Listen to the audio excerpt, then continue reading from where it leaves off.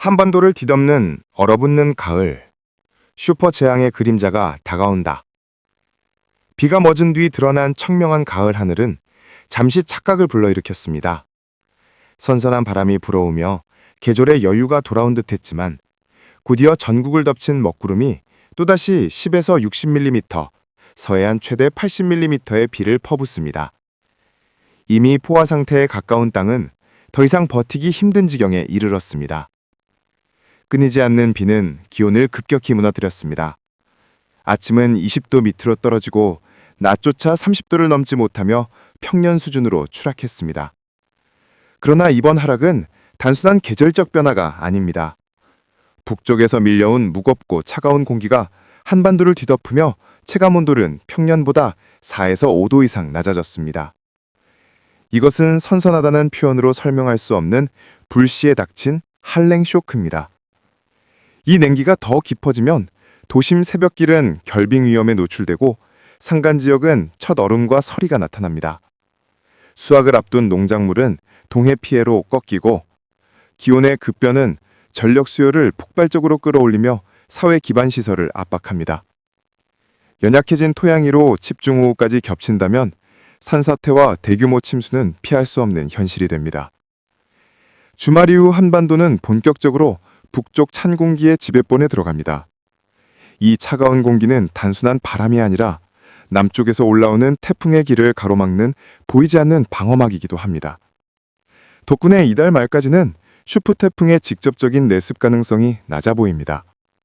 그러나 방어막이 영원히 버틸 수는 없습니다.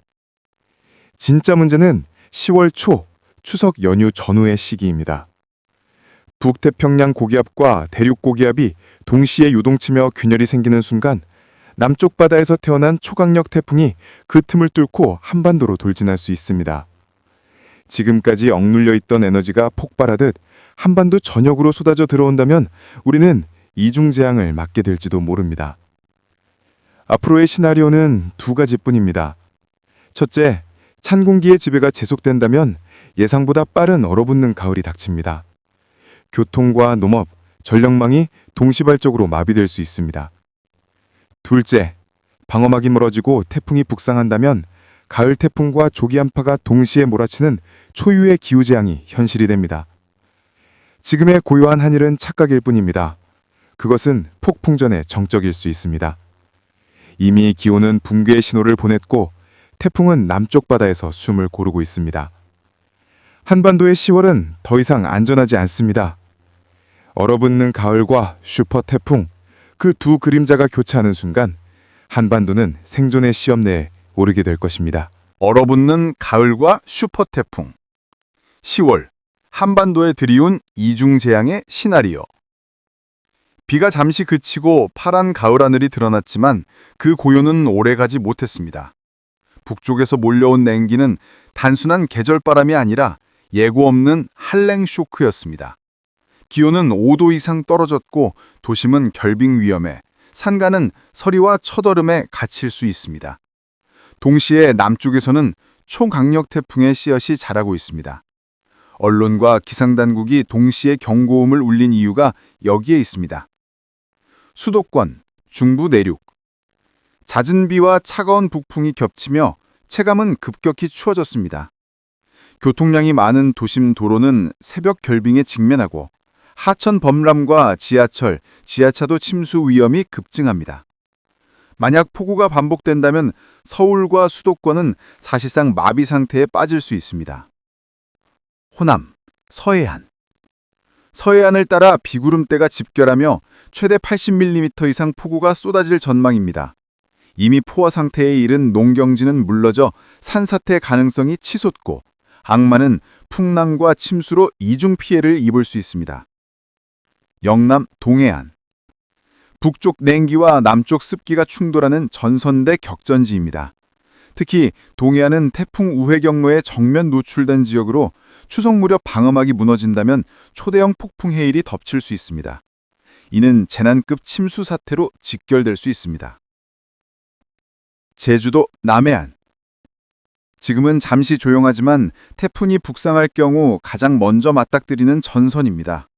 해상 풍랑, 항만 침수, 교통망 붕괴가 동시자발적으로 발생할 가능성이 높습니다. 산간 내륙 고지대. 기온 급락으로 서리와 결빙이 가장 먼저 나타나는 곳입니다. 농작물 피해는 물론 새벽 시간대 노약자는 생명까지 위협받을 수 있습니다. 다가오는 10월, 두 가지 운명.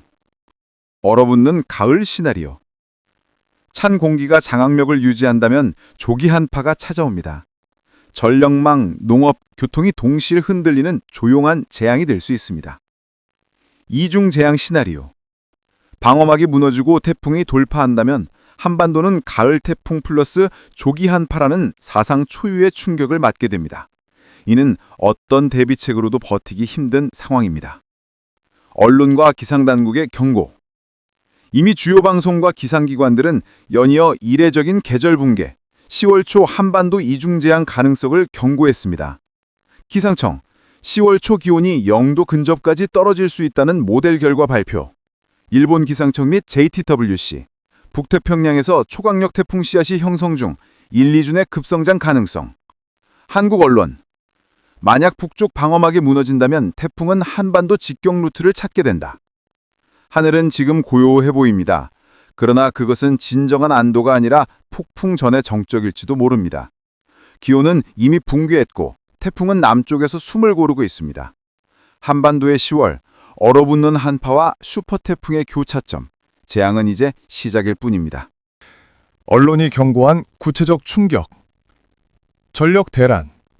YTN은 급격한 한파와 폭우가 겹칠 경우 전력 수로는 치솟고 공급망은 붕괴 직전까지 몰릴 수 있다고 경고했습니다.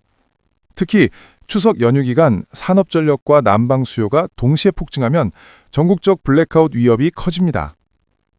교통 마비. KBS는 태풍과 한파가 동시에 닥치면 항공편 결항, 열차 시연, 고속도로 결빙까지 겹쳐 귀성, 귀경길은 사실상 올스톱이라고 보도했습니다.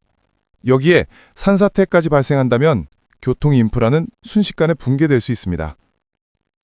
농업, 생계 위기. 농업 전문 매체들은 수확 직전의 곡물에 서리와 태풍, 폭우가 동시 타격을 가하면 식량 가격 폭등과 민생 불안이 단기간에 폭발한다고 지적했습니다. 농민 피해는 곧바로 전 국민의 식탁 위기로 이어질 수 있습니다. 해안, 원전 안전성. 일부 신문은 동해안 태풍 경로와 원전 밀집지대가 겹친다는 점을 강조했습니다. 만약 해일과 침수가 겹치면 원전 안전 시스템에 치명적 부담이 가해질 수 있다는 우려가 커지고 있습니다. 대응 지침, 그러나 불안은 여전. 가정, 비상식량 식수 비축, 보조 배터리, 휴대용 조명 준비, 난방 장비 점검. 교통 이용자, 귀성 일정 분산, 대중교통 활용, 차량 빈결 대비. 농가, 비닐하우스 보강, 배수로 정비, 서리 피해 방지책. 지자체와 국가, 저지대 침수 대비, 산사태 위험지 정비, 전력망 비상관리. 하지만 전문가들은 지침은 최소한의 대비일 뿐 이중재앙 앞에서는 근본적 대응이 어렵다고 입을 모읍니다. 최악의 시나리오. 방어막이 붕괴된다. 만약 북쪽 냉기의 방어막이 뚫린다면 남쪽에서 숨을 고르던 슈퍼태풍은 즉시 한반도 직겜 루트를 택합니다. 그리고 동시에 북쪽에서 몰아내려오는 한파와 충돌하는 순간 기상학적 대폭발이 일어납니다. 폭우, 시간당 100mm 이상, 단 몇 시간 만에 도심 마비.